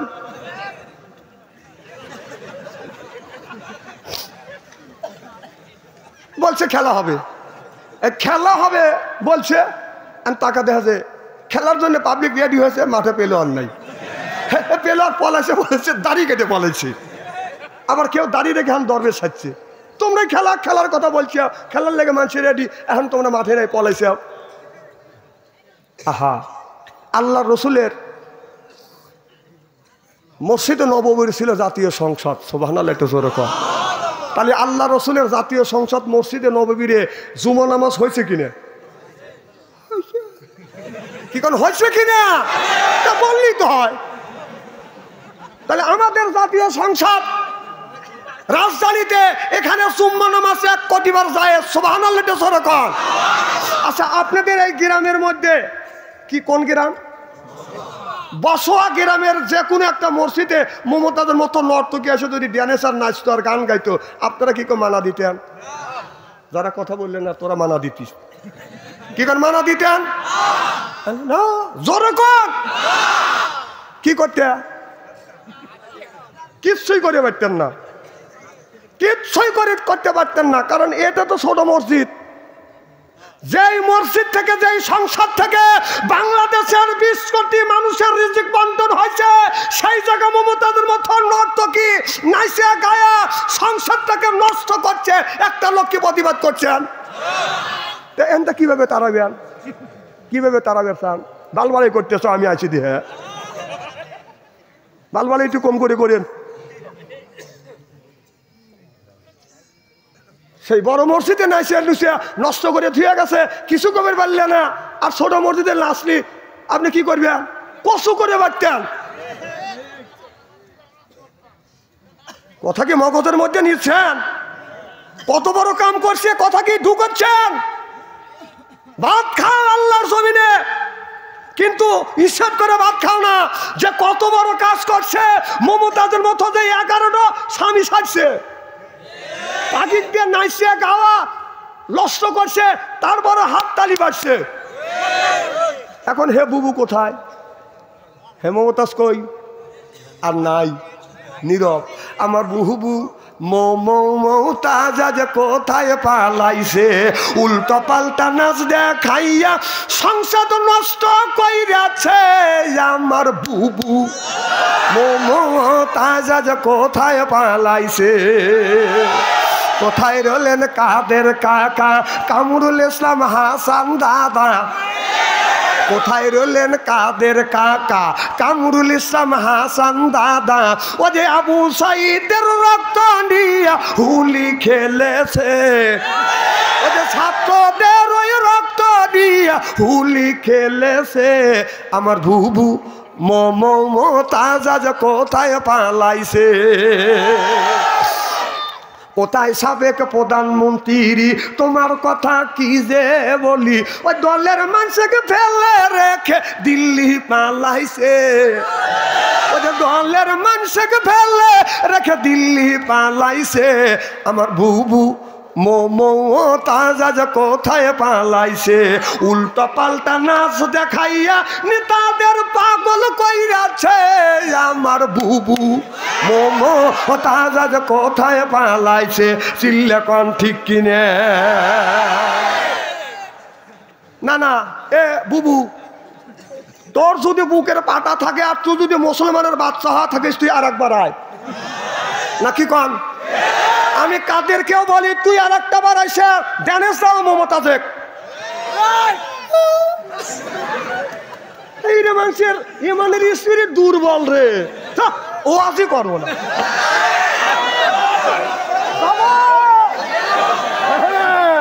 বয়ে বাবার ছেলে না,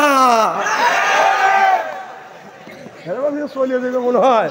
এতই সস্তা, স্ত্রী করলে মিনে।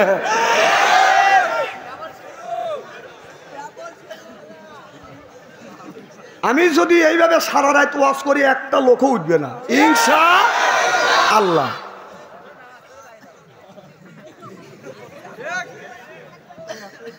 আমার ভাইয়ের আমার এদিক তাকান, চেহারা কি একবারে খারাপ রে ভাই? হয়তো একটু কালো বানাইছে আল্লাহ। এই তো পান্দা শুরু করলে।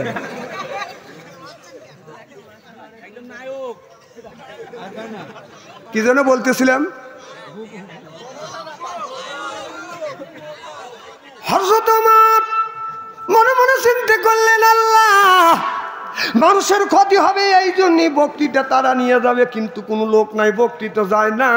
আতালার ডাক দেখে গুইরা বক্তৃতা যেই জায়গা ছিল সেই জায়গা আছে। সুবহানাল্লাহ।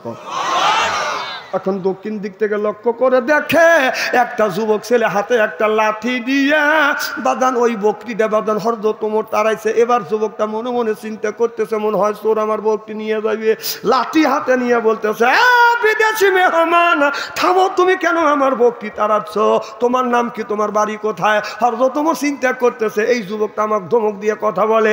এবার হযরত ওমর মনে মনে চিন্তা করতেছে, আমি যদি বলি ওমর, যুবকটা মুইটিয়ে ভালাইবে। কথা কয় না, কথা কয় না। কারণ ওই জামানার মধ্যে ছোট ছোট বাচ্চারা যদি ঘুম না আসতো, মা ঘুম পাড়াইতো। আমাদের ছেলেরা যদি কান্নাকাটি করে, মা বাবা ঘুম পাড়ায়, বাঘ আসতেছে, শিয়াল আসতেছে, বাঘ ডাকবো, তখন ছেলেরা মাকে জড়া ধরে, বাবার গলা পাইয়া ধরে। কথা বলবে না রে।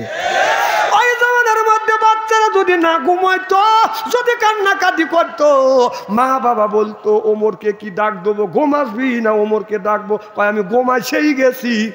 সুবহানাল্লাহ, একটু জোরে কর। সেই ওমরের কথা বলতেছি, সেই ওমর রাস্তা দিয়ে একদিন হাঁটলে 40 দিন শয়তান যেত না। সুবহানাল্লাহ, একটু জোরে কর। আমার চিন্তা করছে যুবকটা যেইভাবে লাঠি নিয়ে আসতেছে আমাকে মারার জন্য, কারণ আমি তো ভুল করছি। কথা বুঝতেছেন না? এবার যুবকের কাছে ওমর ভুল করছে। যুবক চিন্তা করতেছে, এখন যদি আমি বলি ওমর, যুবকটা মুইটিয়ে ভালাইবে। জোরকন ঠিক কিনে? এবার হযরত ওমর বলল, যুবক, আমি তোমার একটা বকরি চুরি করবো না। এই তো যায় কিনা, আমি লিখের লোক। ও বাবা, এ বাবা গেলা কে?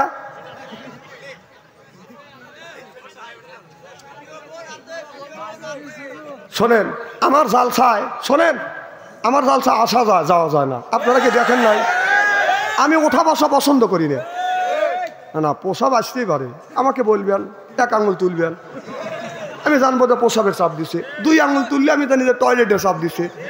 আর 3 আঙুল তুললে আমি বসবো যে বিড়ির নেশা ধরছে। এ জ্ঞানটা আমার আছে তো। এটা তোমরা যে 2 জনে একসাথে উঠে গেলা, ও দোষ তো তোমাদের না, শয়তান তোমাদের ওই ওখানে লিছে। ওই শয়তান তোমার থুয়ে তোমার পাশে যে 2 জন আসলো তাকে যা বলবে যে তোমার খালা তুবাই চলে গেল, যেটা তুমি যাও। দোষ তো তোমার না, দোষ হলো শয়তানের। তুমি কি উঠে গেছো আর তুমি কি উঠতে চাইছো? শয়তান তোমাকে উঠেছে।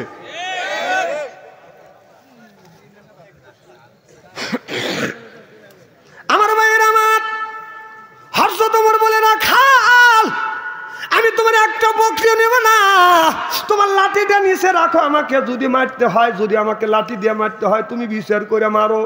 রাখাল কা ঠিক আছে, বলো তুমি আমার বকরি কেন দাওয়াচ্ছাও? এবার হযরত ওমর চিন্তা করতেছে, রাখাল রে, এই জায়গা বকরি নাই, বকরি আছে কিন্তু রাখাল নাই। একটা গরু বকরি গলায় রশি নাই, কারণ পাশেই হলো আপনার গমের খ্যাত। এই বকরি যা মানুষের গমের খ্যাত যদি খাইতো, মানুষের অন্যায় করতো। এরপরে আমি রাখাল দেখি নাই। আমি চিন্তা করতেছি এই বকরিটা সামনে গ্রাম দেখা যাচ্ছে, গ্রামের এই গ্রামালার বকরি হবে, অতএব এই বকরিটা গ্রামের দিকে যদি আমি তাড়িয়ে নিয়ে যাই, যার বকরি তারির বাড়িতে যাবে। এই মন্তব্য করিয়া যুবককে বকরিটা যখন সামনের দিকে আমি আগা নিয়ে গেছি, সামনে একটা আতাল আছে, দাগ আছে। আমি লক্ষ্য করে দেখছি এই আতালার দাগ অতিক্রম করে নাই। গুইরা বকরি যেই জায়গা ছিল ঠিক সেই জায়গা আছে। এ রাখাল, আমি যদি এই অন্যায় কাজ করে থাকি, না জানে না শুনে যদি অন্যায় করে থাকি, যুবক আমি পিঠে গে দিলাম, যত খুশি তোমার হাতের লাঠি দিয়ে আমাকে আঘাত করো। এবার রাখাল যাইয়া হযরত ওমরকে জড়া ধরছে, কপালে একটা চুমো দিয়ে কয় মারহাবা। সুবহানাল্লাহ, একটু জোরে কর। রাখাল চিন্তা করতে, সাবাস, তোমার মতো এরকম জনদর দিলে যদি হয়, জমিনে হয়, তাহলে এই জমিনে কোনো অভাব পড়বে না। সুবহানাল্লাহ, একটু জোরে কর। আর আমাদের জনদরদি দেশে যদি মেম্বার হয়, ও মাইয়া কাইতে খাওয়ার চেষ্টা করে। কথা কর। 16 বছর আমাদের অবস্থা করছে যে আমার যদি ভোট দাও, এই 5 মাইলের রাস্তা করে দেবো, 5 মাইলের রাস্তা পাকা করে দেবো, প্রত্যেকবারই টিউবওয়েল করে দেবো, টয়লেট করে দেবো। নির্বাচিত জয়যুক্ত হয়ে আপনার 5 মাইলের রাস্তা খাইছে, ইট খাইছে, খোয়া খাইছে, সিমেন্ট খাইছে, রড খাইছে, ল্যাট্রিন খাইছে, টয়লেট খাইছে, গু খাইছে। যদি বলা গেছে যে 5 বছর শেষ হয়ে গেল, কিছু করলেন না, জনগণের তখন মোবাইল করে কয়, হ্যালো খালু আইসো তো, এটা হয় রাজাকারের বাচ্চা রয়েছে, আমরা বিলে রাজাকার। আর আমার কয় মৌলবাদ। হ্যাঁ, আপনারা কি মৌলবাদ? কি কারণ মৌলবাদ? আপনারা কি কোরআন মানেন? মৌলবাদের অর্থ কি? মূলের উপরে যে বিশ্বাস করে, যে কোরআন পড়ে সেই মৌলবাদ, যে নামাজ পড়ে সেই মৌলবাদ, যে রোজা রাখে সেই মৌলবাদ, যে হজ করবে সেই মৌলবাদ। আপনারা বলেন তো মৌলবাদ এখানে কোন লোকটা মৌলবাদ না? আপনারা কি নামাজ পড়েন? আল্লাহকে কি মানেন? নবীকে মানেন? রোজা কি রাখেন? কোরবানি কি করেন?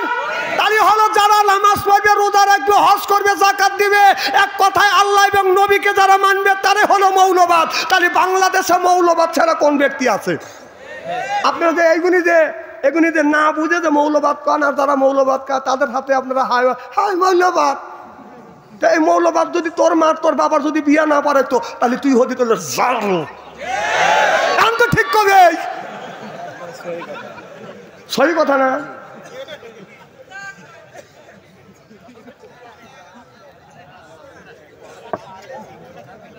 খুব কি খারাপ লাগতেছে নাকি? মৌলবাদ কেন বলবেন? মৌলবাদ তো সবাই, যে নামাজ পড়ে না, রোজা রাখে না, হজ করে না, যাকাত দেয় না, আল্লাহ মানে না, নবী মানে না, ওই হলো অত মৌলবাদ না। নামাজ না পড়লে কিভাবে মৌলবাদ হয়? মৌলবাদ হওয়ার ঠেলা আছে। নামাজ পড়া লাগবে, ফজরে আজান দিলে ঠান্ডা পানি দিয়ে অজু দিয়ে মসজিদে নামাজ পড়া লাগবে, রোজা রাখা লাগবে, কোরবানি করা লাগবে, হজ করা লাগবে, যাকাত দেওয়া লাগবে। মৌলবাদ হতে ঠেলা আছে, কথা কন। আর আমার মৌলবাদ কও, তুই তো পারবি না মৌলবাদ হবে। আর নামাজ পড়, উনি নামাজ পড়বে না মৌলবাদ হবে। আমার কথা কি বুঝতেছেন নাকি? মারহাবা কর। হযরত ওমর বললেন, রাখাল আজ সকাল থেকে রওনা করছি রে রাখাল, এ রাখাল এখন পর্যন্ত কোনো পানাহার করি নাই, ক্ষুধায় যন্ত্রণায় তন্তি ছিঁড়ে যেতে চাচ্ছে, পানি পিবেশা কলিজা ছটবট ছটবট করতেছে। যুবককে তোমার বকরি কি দুধ দেয়? বলে হ্যাঁ আমার বকরি দুধ দেয়। বলে যুবক একটু দুধ দাও, দুধও খাইলে আমার কলিজা, আমার দুধ যদি খাওয়া যায় আপনার ক্ষুধা নিবৃত্ত হবে, পানি পিবেশা দূর হয়ে যাবে। রাখাল বললে, রে বিদেশি মেহমান, আমি দুধ দিতে পারবো না, কারণ আমার মালিকের বিনে হুকুমে এক ফোঁটা আমি তোমাকে দুধ দিতে পারবো না। তবে তোমার যদি এতই ক্ষুধা লাগে আর 3 কিলোমিটার হাইটে গেলে গ্রাম পাওয়া যাবে, গ্রামে যাইয়া মানুষের কাছে খাবার চাইলে খাবার দিবে, পানি চাইলে পানি দিবে। আমার মালিকের বিনে অনুমতিতে 1 ফোঁটা দুধ দিতে পারবো না। চিল্লাকান আল্লাহু আকবার। রাখালের ইমানের স্পিরিটটা কি আর দায়িত্বটা কি? একটা রাখালে বকরি রাখালি করবে দিছে, সে 1 ফোঁটা যদি একটা বকরি দোয়া 1 পা যদি দুধ দিয়ে দিত, মালিক কি টের হইতো? তিনি জানে যে এটা আমার মালিক আমার উপরে দায়িত্ব দিছে, আমি যদি এই কাম করি তাহলে মালিকের সাথে আমার বেইমানি করা হবে। জোরকন ঠিক করি। আর আমাদের দেশে নেতা নেত্রীরা ওকে ক্ষমতায় দিলাম আমাদের সব জিনিস দেখাশোনা করবার জন্য, ওরাই আমাদের দেশে সব কিছু দুইটে বুইটে খায়া মামুর বাড়ি ঠিক মতো যা বলছি আসছে কথা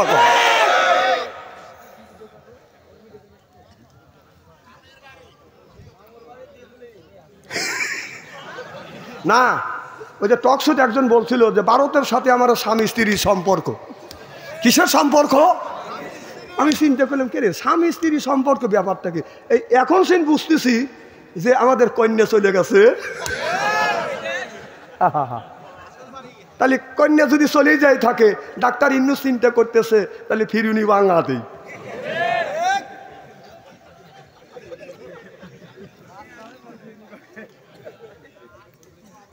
আমার ভাইয়ের আমার আখিরি মোনাজাত পর্যন্ত আসেন তো। এ যুবক ভাইয়েরা, কুষ্টিয়া জেলার যুবকেরা, মই মুরব্বীরা, তোমরা ভালো করে এলো। বসান বসান, কত জোরে যাচ্ছে।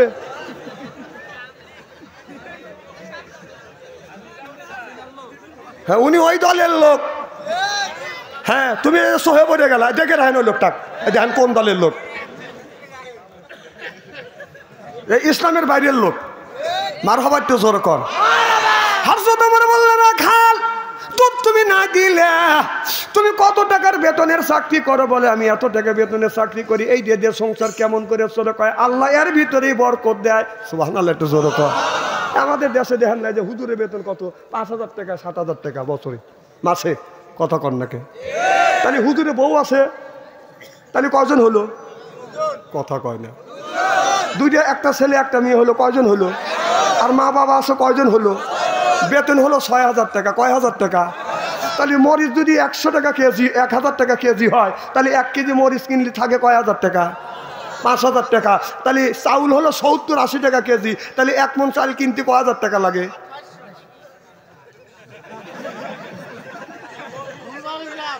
হ্যাঁ, কত লাগে?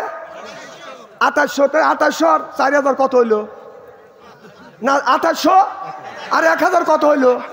3800 টাকা হলো 6000 টাকা বেতন। তাহলে আছে কয় হাজার?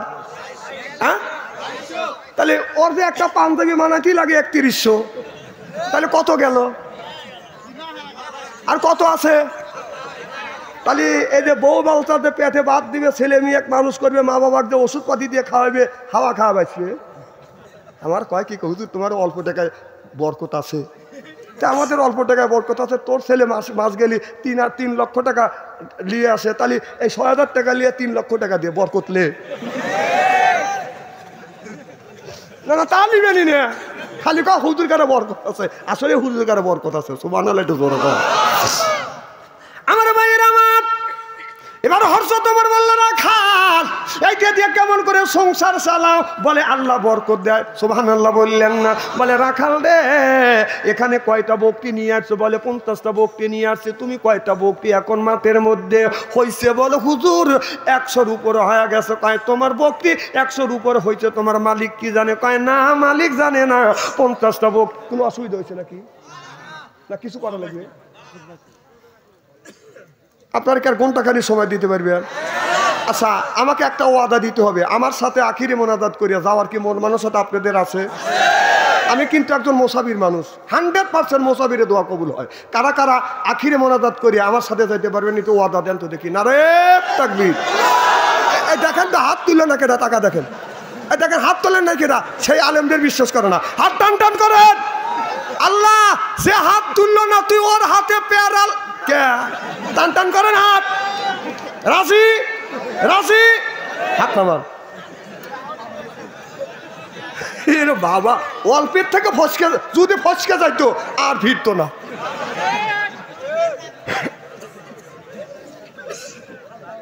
আচ্ছা, আসলে কি আমি আপনাদের কষ্ট দেওয়ার জন্য আসছি? খুব কি খারাপ লাগতেছে নাকি? সবসময় ভালোই লাগবে, আল্লাহর কথা নবীর কথা ভালোই লাগবে। সুবহানাল্লাহ, এটা জোরে কথা। হযরত ওমর বললেন, যুবক একটা কাজ করে, এখান থেকে একটা বকরি তুমি বিক্রি করো, যেহেতু তোমার মালিক জানে না। এবার যুবক বলে, মালিককে, যুবক বলে, ও বিদেশি মেহমান, তুমি যে এই ধরনের কথা বলবে আমি জানি না, আমি জানি না তুমি এই ধরনের কথা বলবে, তবে শোনো, আমার মালিকের বিনে অনুমতিতে যদি আমি এই বকরিটা বেচি, তাহলে দুনিয়ার মানুষ কেউ যদি না দেখে, আমার আল্লাহ সব কিছু দেখবে। কিয়ামতের ময়দানে আল্লাহ বলবে, বান্দারে তুমি যে তোমার মালিকের বকরি বিক্রি করেছো, কিয়ামতের ময়দানে আমি কি জবাব আমার আল্লাহর কাছে দিব? এবার ওই যুবকটা বলে, ও বিদেশি মেহমান, এই যে আমার হাতে এটা কি? কয় লাঠি। কয় লাঠি যদি বাড়ি না খাইতে যাও, তাড়াতাড়ি যে রাস্তা মাপো। সুবহানাল্লাহ, একটু জোরে কর। হযরত ওমর বললেন, রাখাল আমি তো রাস্তা মাপবো, তবে তুমি এই যে বকরি দাগ দিলে, এই যে বকরি তারা নিয়ে গেলাম, বকরিটা দাগ অতিক্রম করে না কেন? বলে আমি আসরের নামাজ পড়বার জন্য, আসরের যখন আযান দিছে আসরের নামাজ পড়বার জন্য আমি ওই পাহাড়ের পদদেশে যাই, আর বকরিকে বলি, বকরি রে, আমি আল্লাহর হুকুম মানার জন্য, আল্লাহকে সিজদা দেওয়ার জন্য আমি পাহাড়ের পদদেশে যাচ্ছি। এই যে দাগ দিলাম, আতালে দিলাম, এই আতালটা অতিক্রম করো না। মানুষের খেতে যাইয়া গমের খেতের আগা ডোগা খায় না। ও বিদেশে মেহমান, আমি যতক্ষণ পর্যন্ত ওখান থেকে না আসবো, এই বকরি এই আতালটা কোনোদিন অতিক্রম করে না। চিল্লাকান আল্লাহু আকবার। শব্দ তোমার বাদান ওই রাখালের কাছ থেকে বাদান বিদায় নিয়ে যাচ্ছে। যাইতে যাইতে লক্ষ্য করে দেখে একটা গরের পিছনে মা মিয়াটাকে বলতেছে, মারে আজকে গরু দোয়াইছো, কয় লিটার দুধ হয়েছে? মিয়াটা বলে, আম্মা প্রত্যেক দিন গাভী দুধ হয় 5 লিটার। লিটার, আজকে হচ্ছে 4 লিটার। এবার মা এই 4 লিটার দুধ দিয়ে আমরা বিক্রি করিয়া গরুকেই খাওয়াবো না, আমরাই খাওয়াবো। 1 লিটার কি কম হয়েছে? হযরত ওমর ওখান দিয়া যাচ্ছে, ওমর এই কথাটা শুনছে। এবার মা বলে, বিটি রে তুমি 1 লিটার পানি মিশাও। কি মিশাও? এই কথা যখন বলছে হযরত ওমর শুনছে, ব্রেক করে ওমর বাদান দাঁড়িয়ে গেছে। এবার মেয়েটা ডেকে বলে, ও গো মা, অর্ধ পৃথিবীর প্রেসিডেন্ট হযরত ওমর বলেছে দুধে পানি মিশানো যাবে না, পানি মিশানো যাবে না। দুধে যদি পানি মিশে হযরত ওমর নিষেধ করে দিয়েছে। মা বলে, মারে এই যে ওমর নাই, ওমরের পুলিশও নাই, পানি মিশে কথাটা ওমর শুনছে কি শোনে নাই? হযরত ওমর শুনিয়া ওমর বাড়িতে গেলেন। বাড়িতে যাইয়া পুলিশ বাহিনীকে বলল, তাড়াতাড়ি যাও, ওই গ্রামের মধ্যে অমুক গ্রামে একটা মা আর বিটি আছে, ধরে নিয়ে আসো। আর হযরত আলীকে বলল, আলী রে অমুক মাঠের মধ্যে একটা রাখাল আছে, ওই রাখালটাকে ধরে আমার কাছে নিয়ে আসো। এবার হযরত আলী মাঠের মধ্যে যায়, দেখে রাখাল বাঁধান বকরি চড়াচ্ছে। এবার হযরত আলী যায় রাখালকে সালাম দিলেন, আসসালামু আলাইকুম ভাই রাখাল, তুমি কি আমাকে চেনো? কয় না, আমি তোমাকে চিনি না। বলে, আমি হাসান হোসেনের আব্বা, আমার নাম হলো হযরত আলী। সুবহানাল্লাহ। অর্ধ পৃথিবীর প্রেসিডেন্ট ওমর তোমাকে ডাকছে। কি হচ্ছে? মহিলারা গেলে আমি কি করবো? এখন দোয়া করবো? না না, মা বোনেরা এখনই দেবে, মা বোনদের ওয়াজ জড়িত নাই।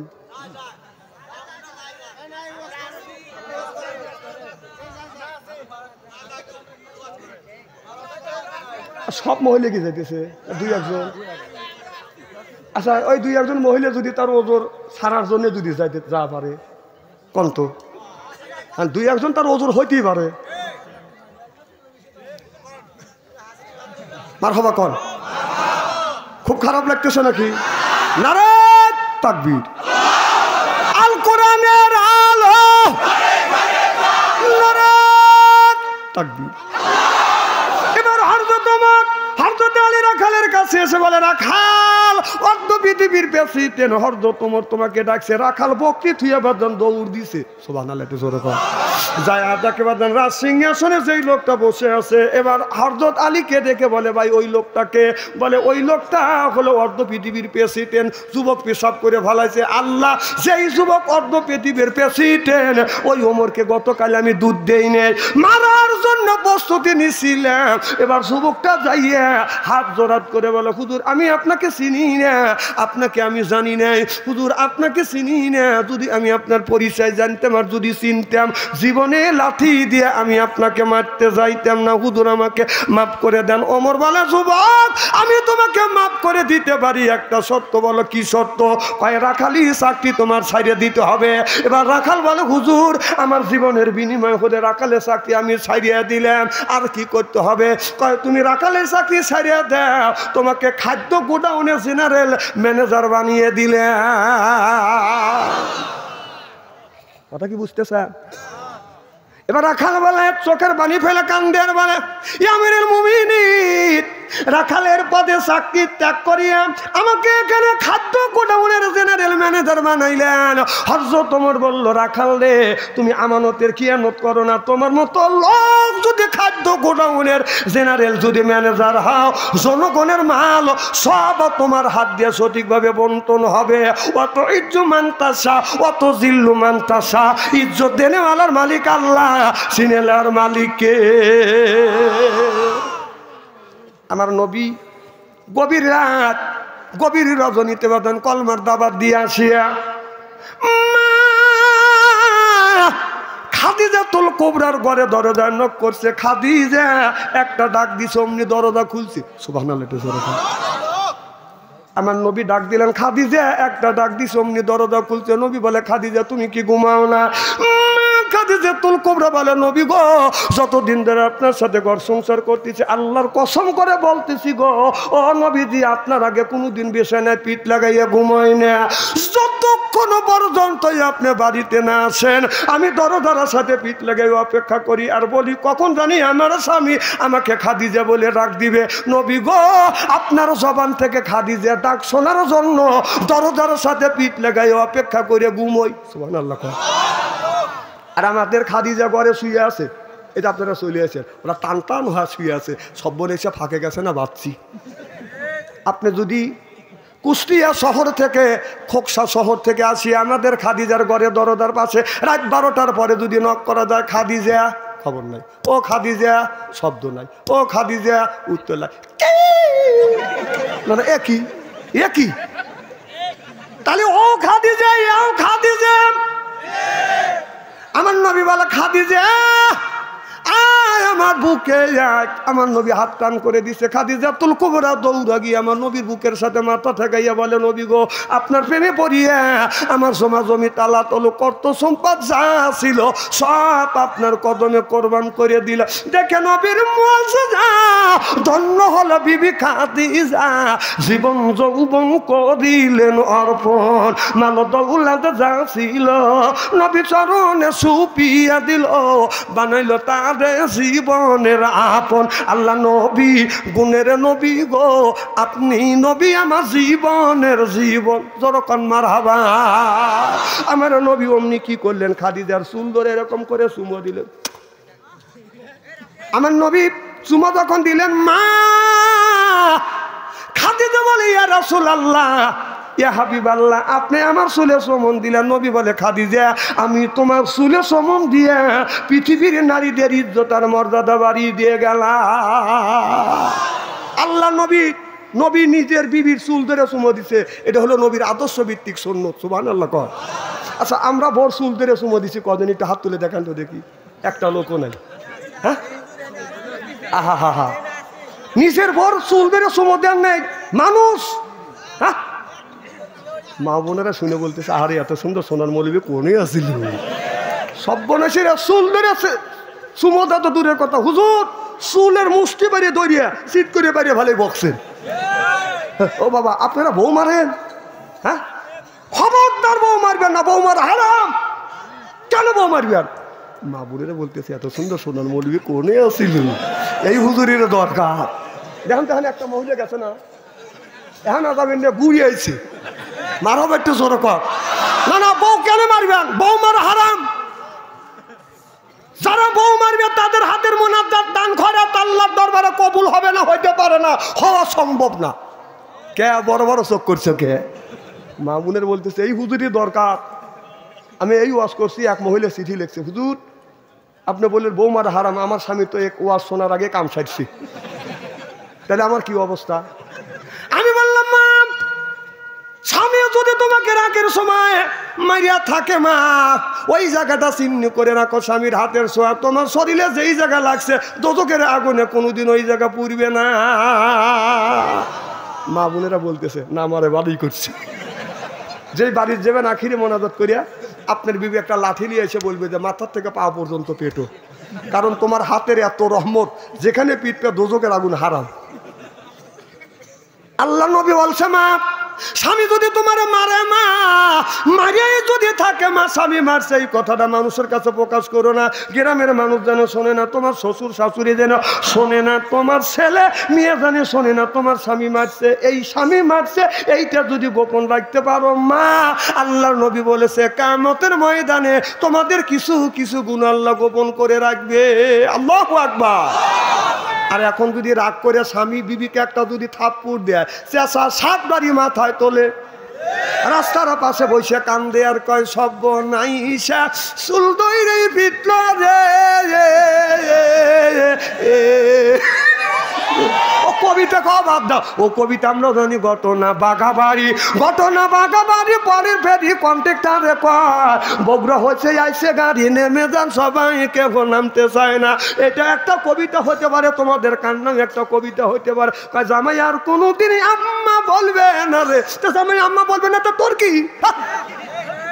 কয় গুনার জাল কাটিয়ে লোহার জালে সবর মিয়ান পড়িল কি আরে, ওই রকম কবিতা আমরাও জানি, তোমাদের কান্নার কবিতা। এই কবিতার মধ্যে আর কোনো বেশ কম নাই, সরকম ঠিক কিনে। আজকে ছেলেদের নামাজের তাগিদ দিতে হবে। সুবহানাল্লাহ। যুবকরা তোমরা নামাজ পড়বে।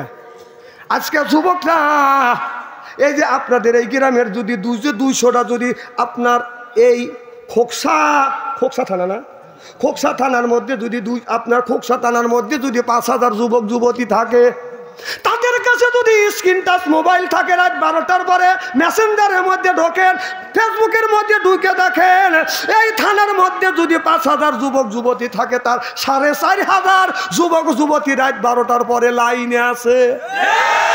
মানে ওরা কি করতেছে? তাহাজ্জুদে নামাজ পড়ে দোয়া করতেছে। হ্যাঁ, আর তুমি বাবা কি করতেছে? এই যে রাস্তা দিয়ে হাইটে গেলে এক একটা ছেলে নীরবে বসে এরকম করে দেখে, কি দেখতেছে? ওটা ধ্যানে বসে না, না ধ্যানে রয়েছে যে বাপ দাদা 14 গোষ্ঠী মারা গেছে, গজবের ফেরেশতা কিরকম করে গুতনি দিতেছে সেইটা দেখতেছে।